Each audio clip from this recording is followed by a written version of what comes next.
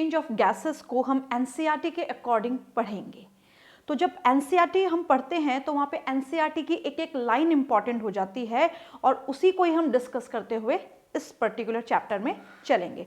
So let's begin with the chapter number 17, breathing and exchange of gases. You have read earlier, O2 is utilized by the organism. यहाँ पे you have read earlier का मतलब है कि ये बात की जा रही है क्लास 10th की, यानी कि 10th क्लास में आप रेस्पिरेशन चैप्टर पढ़ के आते हैं लाइफ प्रोसेस में। तो जब यहाँ पे उसको डील किया जाता है तो थोड़ा सा और डिटेल में डील किया जाता है, तो उसी से ही यहाँ पे वर्ड आ रहे हैं ब्रीदिंग। सबसे पहले इस वर्ड को हम डिस्कस करें, what is breathing exactly. Breathing is a process of inhalation और एक्सहेलेशन, यानी कि इनहेल करना और एक्सहेल करना ब्रीदिंग कहलाता है, या inhaling fresh air, exhaling foul air is breathing, या inhaling oxygen and exhaling carbon dioxide is also breathing. अब वहीं जब हम ऑक्सीजन और कार्बन डाइऑक्साइड के लेवल पे बात करते हैं तो उस कॉन्सेप्ट को हम बोलते हैं एक्सचेंज ऑफ गैसेस, यानी कि यहाँ पे गैसेस कौन है, ऑक्सीजन एंड कार्बन डाइऑक्साइड हैं। So here as you have read earlier, oxygen is utilized by the organism to indirectly break down nutrient molecule like glucose and to derive energy for performing various activities. Carbon dioxide, which is harmful, is also released during the above catabolic process. Important, ये सारी चीजें मैं आपको अभी explain करूंगी। It is therefore evident that O2 has to be continuously provided to the cell and CO2 produced by the cells have to be released out. This process of exchange of oxygen from the atmosphere with carbon dioxide produced by the cell is called breathing and it is commonly known as respiration. क्या मतलब है इन सभी बातों का? जब हम यहाँ पे बात करते हैं ब्रीदिंग की, तो ब्रीदिंग एक प्रोसेस है, वेंटिलेशन प्रोसेस है, जिसमें हमारी बॉडी में लंग्स की सहायता से एयर एंटर होती है। तो मान लीजिए ये हमारा रेस्पिरेटरी ट्रैक्ट है और इस रेस्पिरेटरी ट्रैक्ट में एयर की एंट्री हुई एनवायरनमेंट से। तो जब एनवायरनमेंट से एयर एंटर होती है, एनवायरनमेंट से जब एयर एंटर होती है तो अल्टीमेटली वो कहाँ जाती है, लंग्स में जाती है। लंग्स में क्या प्रेजेंट है, लंग्स में प्रेजेंट हैं एल्वियोलाइज। मान लीजिए ये अंगूर के गुच्छे जैसे जो स्ट्रक्चर है, इनको हम एल्वियोलाइज बोलते हैं। ये हम आगे भी डिटेल में पढ़ेंगे कि एल्वियोलाइज क्या होते हैं और किस तरीके से काम करते हैं। और यहाँ पे है, हम एज्यूम कर रहे हैं ब्लड सप्लाई। वैसे तो एल्वियोलाइज खुद भी रिचली सप्लाइड विद ब्लड होती हैं, बट यहाँ पे समझने के लिए इसको हम बना लेते हैं। और यहाँ पे अब एयर जो है वो एल्वियोलाइज से आ चुकी है ब्लड में। अब पूरी एयर आएगी या एयर के अंदर प्रेजेंट गैसेस आएंगी, वो इंपॉर्टेंट है। तो हम क्या बात कर रहे हैं, हम बात करें सबसे पहले ब्रीदिंग की। ब्रीदिंग क्या है, एक वेंटिलेशन प्रोसेस है जिसमें लंग्स तक एटमॉस्फेरिक एयर यानी कि एटमॉस्फेयर से ऑक्सीजन आता है। कहां तक आता है, लंग्स तक। लंग्स से कहां जाता है ऑक्सीजन, ब्लड में। ब्लड से कहां जाता है, टिश्यूज में। और टिश्यू से अल्टीमेटली कहां जाता है, सेल में। तो इस तरीके से oxygen with the help of air हमारी बॉडी सेल्स तक पहुंच जाता है। अब यहाँ पे जब सेल्स तक पहुंचता है तो सेल्स उसका करती क्या है, ये भी हम डिस्कस करेंगे। तो जब एटमॉस्फेरिक एयर से ऑक्सीजन लंग्स में आता है और लंग्स से ब्लड में जाता है, यानी कि एयर का या ऑक्सीजन का लंग्स से ब्लड तक जाना, ये एक्सटर्नल रेस्पिरेशन का पार्ट है। It is a part of external respiration, जिसे हम कॉमन लैंग्वेज में ब्रीदिंग या पल्मोनरी वेंटिलेशन भी कहते हैं। ये एक वेंटिलेशन प्रोसेस है, एक फिजिकल प्रोसेस है जिसमें कोई भी एंजाइम इन्वॉल्व नहीं है और हम केवल सांस लेते हैं और सांस बाहर छोड़ते हैं, दैट इज ब्रीदिंग। अब वहीं ब्लड से जब ऑक्सीजन टिश्यूज में आते हैं और टिश्यू से जब ये सेल में जाता है तो इसको हम इंटरनल रेस्पिरेशन बोलते हैं। क्या बोलते हैं इसको? Internal respiration. और जब सेल्स में अल्टीमेटली ऑक्सीजन चला जाता है और सेल उसको यूटिलाइज करती है, यानी कि मान लीजिए ये सेल है, इस सेल में ये फूड है, फूड के साथ ऑक्सीजन कंबाइन हुआ और यहाँ पे रिलीज हुई एनर्जी और रिलीज हुई कार्बन डाइऑक्साइड। तो इसको हम क्या बोलेंगे? Cellular respiration. यानी कि जो सेल में हो रहा है उसको हम बोलेंगे सेल्यूलर रेस्पिरेशन। तो अब यहाँ पे ब्रीदिंग और रेस्पिरेशन जो है वो एक दूसरे से रिलेट करते हैं, क्योंकि ब्रीदिंग की वजह से ही एयर हमारी बॉडी तक यानी कि लंग्स तक आ रही है और फिर हमारी बॉडी ऑक्सीजन का चयन कर रही है, उसको सेलेक्ट कर रही है। अब ऑक्सीजन का ही सिलेक्शन क्यों होता है या केवल ऑक्सीजन का ही सिलेक्शन होता है, ये इंपॉर्टेंट है। जब हम एयर इनहेल करते हैं तो air is a mixture of gases. हमारी बॉडी में लंग्स में मिक्सचर ऑफ गैसेस जाता है, यानी कि कंप्लीट एयर जाती है। वहां पे हम सेलेक्ट नहीं कर सकते कि नहीं हम तो केवल ऑक्सीजन को ही लेंगे, नाइट्रोजन को नहीं लेंगे, कार्बन डाइऑक्साइड को इनहेल नहीं करेंगे। एट अ टाइम सारी की सारी जो गैसेस हैं वो हमारे रेस्पिरेटरी ट्रैक्ट में एंटर करती हैं, बट वहां पे जब अंदर एंटर हो जाती है एयर, लंग्स तक आ जाती है, तो लंग्स में जो एल्वियोलाइज हैं वो हाईली वेस्कुलराइज्ड हैं। वेस्कुलराइज्ड का मतलब होता है कि वहां पे ब्लड सप्लाई बहुत ज़्यादा है, तो वहां पे जो ब्लड है वो ऑक्सीजन को सेलेक्ट कर लेता है, यानी कि वहां पे चयन हो जाता है ऑक्सीजन का, क्योंकि ब्लड में आरबीसी है, आरबीसी में हीमोग्लोबिन है और हीमोग्लोबिन की बाइंडिंग एफिनिटी ऑक्सीजन के साथ होती है। ये सारी चीजें हम आगे डिटेल में पढ़ेंगे। तो ब्लड तुरंत ऑक्सीजन पकड़ लेता है। तो यहाँ पे अब ऑक्सीजन आया किसके थ्रू? एयर के थ्रू। तो यानी कि ब्रीदिंग एक इंपॉर्टेंट प्रोसेस है, बट है एक वेंटिलेशन। बट वहीं अगर हम रेस्पिरेशन की बात करते हैं तो रेस्पिरेशन का एक पार्ट है ब्रीदिंग, एक हिस्सा है ब्रीदिंग। सो एक कंप्लीट प्रोसेस रेस्पिरेशन है और उसका ये वाला हिस्सा that is breathing.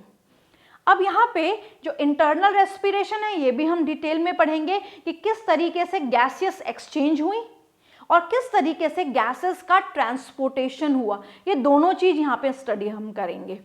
And the last that is the cellular respiration. जब हम लास्ट टॉपिक डिस्कस करेंगे इस पर्टिकुलर में, that is cellular respiration. Although this is the part of plant physiology, ये प्लांट फिजियोलॉजी में पढ़ा जाएगा, बट यहाँ पे एक इंट्रोडक्शन में आपको दूंगी कि जो रेस्पिरेशन है वो एग्जैक्टली क्या है, क्योंकि एनसीईआरटी की जब हमने लाइन पढ़ी थी तो वहाँ पे बताया गया था कि ये एक कैटाबॉलिक प्रोसेस है।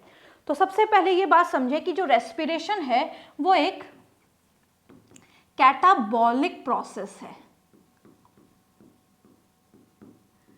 अब ये कैटाबॉलिक प्रोसेस क्या होता है? जब कोई लार्ज मॉलिक्यूल ऑक्सीजन की प्रेजेंस में टूट रहा है, रेस्पिरेशन के बिहाफ हम बात कर रहे हैं, यानी कि फूड का ऑक्सीडेशन हो रहा है। क्या हो रहा है? फूड का ऑक्सीडेशन हो रहा है, यानी कि ऑक्सीजन की प्रेजेंस में फूड का ब्रेकडाउन हो रहा है। और फूड का जब ब्रेकडाउन हो रहा है तो उससे क्या रिलीज हो रही है? एनर्जी रिलीज हो रही है। पैरेलली क्या रिलीज हो रही है? कार्बन डाइऑक्साइड रिलीज हो रही है। तो यहाँ पे एनसीईआरटी क्या कह रही है कि सेल को कॉन्टिन्यूसली ऑक्सीजन सप्लाई होनी चाहिए और जो सेल कार्बन डाइऑक्साइड प्रोड्यूस कर रही है वो बॉडी के लिए हार्मफुल है, वो भी साथ साथ एलिमिनेट होनी चाहिए, यानी कि दोनों चीजें पैरेलली चलनी चाहिए। तो यहाँ पे इसको चलाने के लिए कौन काम करता है? रेस्पिरेशन काम करता है। So we can say that respiration is a catabolic process. Catabolic process एक और प्रोसेस को हम कहते हैं जिसमें एक बड़ा मॉलिक्यूल टूट के दो छोटे मॉलिक्यूल बनाता है। तो मान लीजिए यहाँ पे ये बड़ा मॉलिक्यूल है, ये जब टूट के छोटे मॉलिक्यूल बनाएगा, यहाँ पे वाटर का भी फॉर्मेशन होगा और बड़ा मॉलिक्यूल क्या है? ग्लूकोज। तो एक बड़ा मॉलिक्यूल टूट के जब दो छोटे मॉलिक्यूल बनाता है और एनर्जी रिलीज होती है, उस प्रोसेस को भी हम कैटाबॉलिक प्रोसेस बोलते हैं। सो हम क्या बोल सकते हैं? What is respiration? Respiration is a enzymatic process, enzyme की सहायता से होता है।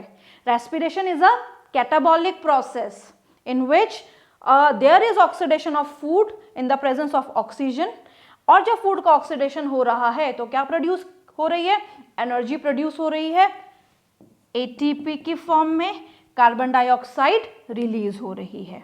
तो इसी को हम क्या बोलते हैं, रेस्पिरेशन। तो रेस्पिरेशन और ब्रीदिंग इंटर रिलेटेड टॉपिक हैं, या फिर हम ये भी कह सकते हैं कि रेस्पिरेशन का सबसे पहला हिस्सा, इनिशियल पार्ट है ब्रीदिंग। अब जब हम यहाँ पे सेल्यूलर रेस्पिरेशन की बात करते हैं तो सेल्यूलर रेस्पिरेशन दो टाइप का होता है, aerobic respiration and anaerobic respiration. पहले हम बात करते हैं एरोबिक रेस्पिरेशन की। ये हम सेल के कॉन्सेप्ट में बात कर रहे हैं, सेल्यूलर रेस्पिरेशन है तो सेल की बात की जा रही है, तभी बोला गया है सेल्यूलर रेस्पिरेशन। अब यहाँ पे मान लीजिए ग्लूकोज मॉलिक्यूल है, ये सेल के पास आया है। आया कहाँ से है, जो खाना हम खाते हैं वो कॉम्प्लेक्स से सिंपल में कन्वर्ट होता है, सिंपल में कन्वर्ट होने के बाद ब्लड उसको एब्जॉर्ब करता है, एब्जॉर्ब करने के बाद ब्लड उसको क्या करता है, ट्रांसपोर्ट करता है और सेल्स तक पहुंचा देता है। यानी कि हर सेल में ग्लूकोज मौजूद है, ग्लूकोज के साथ साथ फैटी एसिड्स, अमाइनो एसिड, सारी चीजें हैं, बट सेल सबसे पहले प्रेफर्डली किसको लेना पसंद करता है, ग्लूकोज को लेना पसंद करता है, या ग्लूकोज का ऑक्सीडेशन करके एनर्जी रिलीज करता है। इसलिए कहते हैं कि glucose is a preferred respiratory substrate. Substrate किस चीज को बोलते हैं, जो रिएक्शन में काम में आ रहा है, दैट इज द सबस्ट्रेट। तो यहाँ पे ग्लूकोज का ब्रेकडाउन होता है, ग्लूकोज के ब्रेकडाउन से बनता है पायरूवेट। अब यहाँ पे इसकी डिटेलिंग प्लांट फिजियो में करेंगे, बट हल्का सा इंट्रोडक्शन यहाँ लेना जरूरी है। जैसे एक ग्लूकोज मॉलिक्यूल दो पायरूवेट बनाता है, एक ग्लूकोज मॉलिक्यूल दो पायरूवेट, या कई बार पायरूविक एसिड भी लिखा हुआ यहाँ पे आ सकता है। जब ग्लूकोज पायरूवेट बनाता है तो ये जो प्रोसेस है ये ऑक्सीजन की एब्सेंस में होता है। This process occurs in the absence of oxygen, और इस प्रोसेस को बोलते हैं ग्लाइकोलाइसिस। इस प्रोसेस को क्या बोला जाता है, ग्लाइकोलाइसिस। कहाँ पे हो रहा है, किसी भी सेल के साइटोप्लाज्म में हो रहा है। ये मान लीजिए सेल का साइटोप्लाज्म है, वहां पे ये रिएक्शन हो रहा है। तो ग्लूकोज क्या बनाता है, पायरूवेट बनाता है। पायरूवेट एक इंटरमीडिएट है, बीच में बनता ही है, क्योंकि अगर पायरूवेट नहीं बनेगा तो आगे रिएक्शन प्रोसीड नहीं हो सकता। रिएक्शन कहाँ हो रहा है, साइटोप्लाज्म में हो रहा है, और यहाँ पे क्या प्रेजेंट नहीं है, ऑक्सीजन प्रेजेंट नहीं है। अब यहाँ पे हम बात कर रहे हैं एरोबिक रेस्पिरेशन की, यानी कि ऐसा रेस्पिरेशन जहाँ पे आगे जाके ऑक्सीजन अवेलेबल होगा। तो यहाँ पे क्या होता है, पायरूवेट से हम तीन रिएक्शन को पैरेलली पढ़ेंगे। तो पहली कंडीशन हम पढ़ रहे हैं कि जब पायरूवेट से रिएक्शन माइटोकॉन्ड्रिया में जाता है, पायरूवेट से रिएक्शन कहाँ जाता है, माइटोकॉन्ड्रिया में जाता है, और माइटोकॉन्ड्रिया में जाते ही यहाँ पे रिएक्शन ये हो जाता है एरोबिक, क्योंकि यहाँ पे अवेलेबल हो जाती है ऑक्सीजन। अब जब रिएक्शन माइटोकॉन्ड्रिया में चलता है तो यहाँ पे बनती है carbon dioxide, water and 38 ATPs का फॉर्मेशन होता है। कितने एटीपीज का फॉर्मेशन होता है, 38 एटीपीज का फॉर्मेशन होता है। तो जब ग्लूकोज से पायरूवेट और पायरूवेट से कार्बन डाइऑक्साइड, वाटर और 38 एटीपीज बन जाते हैं, तो इस टाइप के रेस्पिरेशनों को हम कहते हैं एरोबिक रेस्पिरेशन। तो ये तो हो गया एक टाइप ऑफ रेस्पिरेशन। दूसरा है एनारोबिक रेस्पिरेशन। जब हम एनारोबिक रेस्पिरेशन की बात करते हैं तो एनारोबिक रेस्पिरेशन को फर्मेंटेशन भी बोलते हैं, जो दो प्रकार का होता है, लैक्टिक एसिड फर्मेंटेशन और अल्कोहलिक फर्मेंटेशन। सबसे पहले हम बात करते हैं लैक्टिक एसिड फर्मेंटेशन की। लैक्टिक एसिड फर्मेंटेशन हमारी मसल सेल्स में होता है, और वो किस कारण से होता है कि जब हमारी बॉडी में पायरूवेट तो बन जाता है सेल तक, बट ऑक्सीजन की डिमांड बॉडी की बढ़ जाती है और अवेलेबल ऑक्सीजन कम होता है।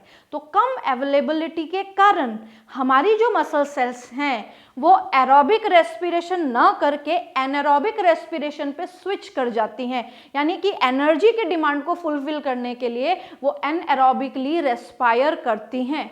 तो ग्लूकोज से पायरूवेट तो बनेगा ही। अब जो पायरूवेट बन गया तो कार्बन डाइऑक्साइड, वाटर और 38 एटीपीज न बन के यहां पे बनता है लैक्टिक एसिड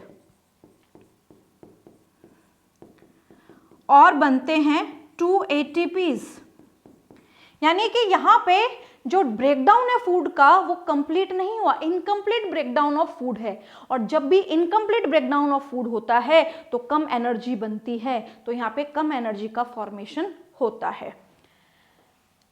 अब जब लैक्टिक एसिड बॉडी में डिपॉजिट हो जाता है, जब लैक्टिक एसिड बॉडी में डिपॉजिट हो जाता है यानी कि मसल्स में डिपॉजिट हो जाता है तो मसल्स दर्द करती हैं, उसको हम बोलते हैं मसल फटीग या मसल्स में क्रैम्प्स आते हैं। ऐसा तब भी होता है जब हम कभी विगरसली एक्सरसाइज कर लेते हैं, बहुत दिन तक कुछ भी वर्कआउट नहीं किया और सडनली ऐसा लगता है कि आज तो वर्कआउट करना है और अगले दिन बहुत तेज मसल्स में दर्द होता है। क्यों होता है? क्योंकि मसल्स में डिपॉजिट हो जाता है लैक्टिक एसिड। तीसरी कंडीशन होती है अल्कोहलिक फर्मेंटेशन। अल्कोहलिक फर्मेंटेशन में अल्कोहल बनता है, ये ब्रिवेजर इंडस्ट्रीज में ज़्यादातर बनाया जाता है अल्कोहल इसी प्रोसेस से। तो किस तरीके से बनता है, यहाँ पे हम कॉमनली एक एग्जाम्पल लेते हैं ईस्ट का। जब ईस्ट सेल में एनारोबिक रेस्पिरेशन होता है तो ग्लूकोज से पायरूवेट बनता है, यानी कि पायरूवेट तक का रिएक्शन तीनों में कॉमन रहेगा, पायरूवेट तीनों के लिए इंटरमीडिएट प्रोडक्ट रहेगा। अब यहाँ पे बनता है अल्कोहल और बनते हैं 2 ATP, यहाँ पे इथाइल अल्कोहल बनता है और बनता है 2 ATP। तो यहाँ पे इथाइल अल्कोहल का बनना ईस्ट सेल में क्या कहलाता है? Alcoholic fermentation. किस टाइप का रेस्पिरेशन है? Anaerobic respiration. तो यहाँ पे डिफरेंस क्या है? जो एरोबिक रेस्पिरेशन है उसमें ज्यादा एनर्जी बनती है क्योंकि कंप्लीट ऑक्सीडेशन होता है फूड का। जो एनारोबिक रेस्पिरेशन है उसमें इनकम्प्लीट ऑक्सीडेशन होता है और कम एनर्जी बनती है। यहाँ पे 2 ATP ही बन रही है। जब हम बात करते हैं एरोबिक रेस्पिरेशन का तो वो साइटोप्लाज्म में भी चलता है और माइटोकॉन्ड्रिया में भी चलता है, 2 साइट पे चलता है। बट जब हम एनारोबिक रेस्पिरेशन की बात करते हैं तो वो केवल कहाँ चलता है? साइटोप्लाज्म में। रिएक्शन माइटोकॉन्ड्रिया में एंटर करता ही नहीं है और साइटोप्लाज्म में ऑक्सीजन की अवेलेबिलिटी न होने के कारण पूरा रिएक्शन हो जाता है anaerobic. Next is place your hand on your chest. Breathing और रेस्पिरेशन तक हमने पढ़ लिया है। Place your hand on your chest, you can feel the chest move up and down, you know that it is due to breathing. यानी कि जब हमारे चेस्ट पे हम हाथ लगाते हैं तो चेस्ट में मूवमेंट होता है क्योंकि चेस्ट में इनहेलेशन और एक्सहेलेशन हम आराम से फील कर सकते हैं। The respiratory organ and the mechanism of breathing are discussed in the following discussion of this chapter. यानी कि इस पूरे चैप्टर में रेस्पिरेटरी ऑर्गन्स यानी कि ह्यूमन रेस्पिरेटरी सिस्टम, उनमें जो ऑर्गन्स हैं और मैकेनिज्म ऑफ ब्रीदिंग के बारे में पूरा डिटेल डिस्कस किया गया है। अब यहाँ पे जब हम नेक्स्ट पढ़ेंगे तो हम पढ़ेंगे कि कौन कौन से रेस्पिरेटरी ऑर्गन ऑर्गेनिजम्स में होते हैं।